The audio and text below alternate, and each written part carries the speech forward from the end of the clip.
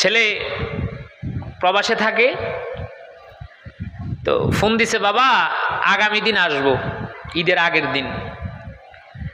মার জন্য নতুন শাড়ি কিনছে, বাবার জন্য পাঞ্জাবি, খুব সুন্দর। তো বাবা মার মন তো রাত্রে ঘুমায় না, তো এয়ারপোর্ট থেকে সবসময় আসে, লুকার আনা নেওয়া করা লাগে না। এয়ারপোর্ট থেকে একটা গাড়ি নিয়ে নিজেই রওনা দিছে। রাত্রে 12টার পরে বাবার মোবাইলে একটা ফোন আসছে, অপরিচিত নাম্বারে। ফোন দিয়া বলে যে এমন একটা লোক, সাথে বিদেশি কিছু মাল সামানা আছে, এখানে একটা দুর্ঘটনা ঘটছে কাশপুর, তো ওনারা এসে নিয়ে যান। সাথে সাথে এই ফোনটা পাওয়ার পরে বাবা বেহুশ হয়ে গেছে। দৌড়িয়া বাতিজারে ডাক দিয়ে ঘুম থেকে উঠেছে, এই ওঠ, দেখতো কে ফোন দিয়ে কি জানি বলে। তখন এই বাতিজা উল্টা ফোন দিচ্ছে, ফোন দিয়ে খবর নেওয়া শুরু করছে যে ভাই কি। তখন সেখান থেকে ফোন দিয়া খবর দেয় যে ভাই, একটা ছেলে টকবকে যুবক আমার চোখের সামনে তার রুহটা বের হয়েছে। বিদেশি অনেক সামানা তার সাথে আছে, কাপড় পোশাক, অনেক দামি দামি জিনিস। তার মোবাইলের মধ্যে প্রথম যে ডায়াল নাম্বারটা, ওই নাম্বারটা দিয়ে আমি ফোন দিয়া খবরটা জানাই দিছি লোকটাকে। চাচাতো ভাই ডাক দিয়ে বলে, ভাই এই ছেলেটা আমার জ্যাঠাতো ভাই, সে গতকালকে প্রবাস থেকে এসেছে, আজকে বাড়িতে আসবে, আগামী দিন ঈদ বাবা মার সাথে করবে। ভাই সে তো আর দুনিয়ার জমিনে নাই, সে আর দুনিয়ার জমিনে নাই। এভাবে কত আশা নিয়ে শখ নিয়ে বাবার সাথে ঈদ করার জন্য দেশে এসেছে, বাবার সাথে ঈদরাও করতে পারে নাই। এমন অনেক ঘটনা আমাদের আশেপাশে আছে না নাই? কে কখন মারা যাবে কেউ বলতে পারে না। আল্লাহ রাব্বুল আলামিন ডাক দিয়ে বলেন, ইন্নাল্লাহা ইনদাহু ইলমুস সাআহ। 5টা জিনিসের খবর আল্লাহ তাআলা কাউকে দেন নাই, কারণে দেন নাই, কোন নবীদেরকেও দেন নাই। 1 নম্বরে কিয়ামত কখন হবে এটা কেউ বলতে পারবো না, আমিও বলতে পারবো না, আপনিও বলতে পারবেন না, কোন নবীদেরকেও এই জ্ঞানটা দেন নাই। ইন্নাল্লাহা ইনদাহু ইলমুস সাআহ ওয়া ইয়ালামু মা ফিল আরহাম। মার গর্ভে সন্তানটাকে ছেলে দিবেন না মেয়ে দিবেন এটাও কাউকে জানান নাই, এই জ্ঞানটাও আল্লাহ তাআলার কাছে। আমরা অনেকেই ছেলে সন্তানের জন্য বিভিন্ন দরবারে আসা যাওয়া করি, কোনো দরবারের ক্ষমতা নাই কোনো মার গর্ভের মধ্যে সন্তান ছেলে দিবে, এটা আল্লাহর হাতে, আল্লাহর হাতে। ওয়া ইয়ালামু মা ফিল আরহাম ওয়া ইউনাজ্জিলুল গায়স। কখন কোথায় বৃষ্টি হবে এটার জ্ঞানও কাউকে দেন নাই। আমরা গ্রামের মানুষ তো, আগে যখন দান দিত উঠানে, তখন আসমান হাস করতো, আমরা বলি আর কি। তো হাজ করলে মুরব্বীরা ডাইকে করতো, এই ধান উঠা। কয়েকজন মুরব্বী আগিলা দিনের মহিলারা কইতো, না ধান উঠাইস না, হাজটা দক্ষিণ দিয়ে দেখিব। এভাবে দেখতেছে যে আন্ধার হয়ে আসছে, কিন্তু হঠাৎ করে একটা বাতাস আইসা বৃষ্টি নিয়ে গেছে, আর বৃষ্টি নাই। মনে হয় যেন এই মাত্র বৃষ্টি হবে। ওয়ামা তাদরি নাফসুম মাযা তাকসিবু গাদা। কে কখন কোথায় কোন জায়গায় খাবার খাবে এটাও কেউ বলতে পারবে না। আপনি খাবার নিয়ে বসছেন, হঠাৎ করে একটা ফোন আসছে, ভাই কোথায় আছেন, বলে যে বাড়িতে খাবার খাইতেছি। আর একটা লোক খাবার ধরবেন না, আপনি আমার সাথে আসেন, একসাথে খাবার খাবো। ঘরের খাবারটা রাইখা বন্ধুর সাথে চলে গেলেন, আবার খবর আসছে খাবার খাইতে বসছেন, হঠাৎ করে একটা ফোন আসছে আপনার ভাই অ্যাক্সিডেন্ট করেছে, বিভিন্ন দুর্ঘটনা ঘটেছে। তখন ওই খাবার নেওয়াটা নিয়ে যে খাবারটা বসছেন খাবেন, ওইটা রাইখা দৌড় দেওয়া লাগে, আর খাওয়া হয় না। এজন্য কে কখন কোথায় খাবার খাবে এটাও কেউ বলতে পারবো না। ওমা তাদরি নাফসুম মাযা তাকসিবু গাদা ওমা তাদরি নাফসুম বিআই আরদিন তামুত। সর্বশেষ কে কখন কোথায় কিভাবে মৃত্যুবরণ করবে এটাও কেউ বলতে পারবো না, কেউ বলতে পারবো না, কেউ বলা যাবে না।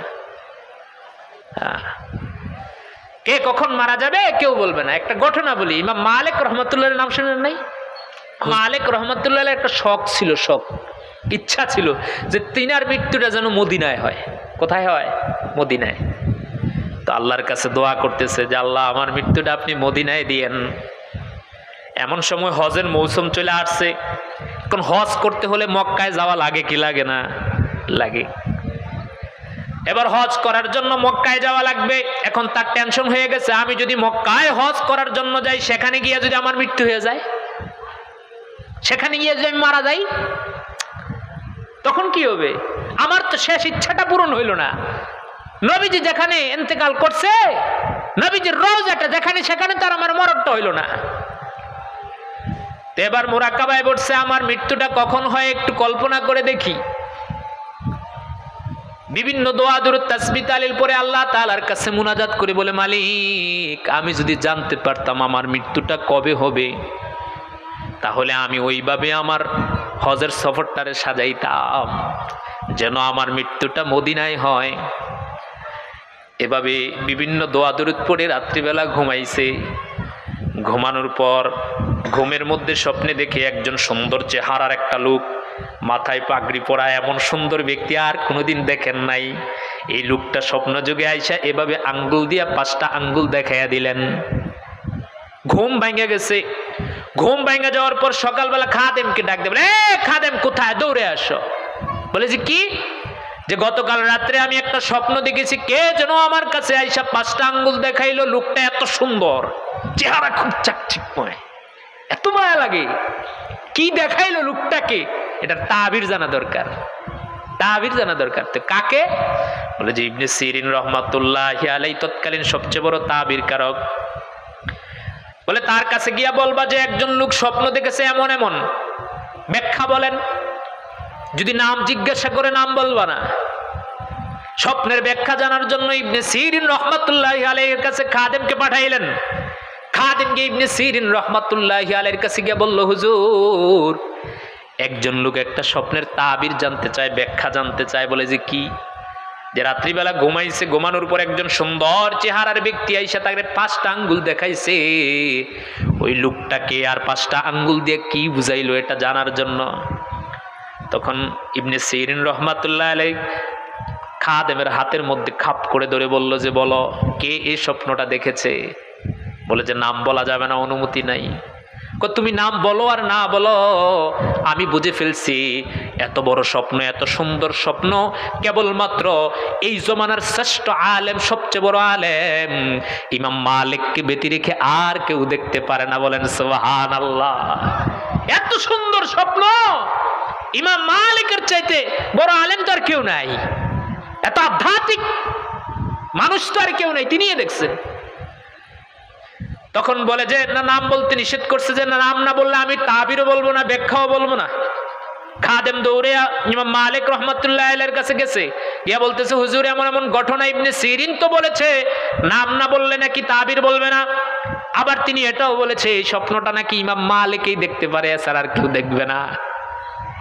তখন মালিক বলল যে যাও যাও, অর্ধেক তো বলেই ফেলেছে, গিয়ে বলো যে হ্যাঁ হ্যাঁ এটা ইমাম মালিকই দেখেছে। দৌড়ে গেলেন, গিয়ে বলছে যে হ্যাঁ এটা ইমাম মালিক দেখছে। তো বলে যে যাও যাও, গিয়ে ইমাম মালিককে গিয়ে বলবা যিনি রাত্রিবেলা স্বপ্ন যুগে তার কাছে আসছেন তিনি দুনিয়ার অন্য কোনো মানুষ নয়, অন্য কোনো মানুষ নয়, দুনিয়ার সাধারণ কোনো মানুষ নয়, তিনি হলেন আমার আপনার কলিজার টুকরা নবী মুহাম্মাদুর রাসূলুল্লাহ সাল্লাল্লাহু আলাইহি ওয়াসাল্লাম। বলেন আল্লাহু আকবার। তখন স্বপ্ন যুগে নবীজি আসছে, আর 5টা আঙ্গুল যে আইনা দেখাইছেন, এই 5টা আঙ্গুল দিয়ে বুঝাইছেন যে হে ইমাম মালিক শোনো শোনো, 5টা জিনিসের খবর তুমি মালিক কেন? পৃথিবীর মধ্যে আল্লাহ ছাড়া কোনো ব্যক্তিকে 5টা জিনিসের জ্ঞান দেন নাই।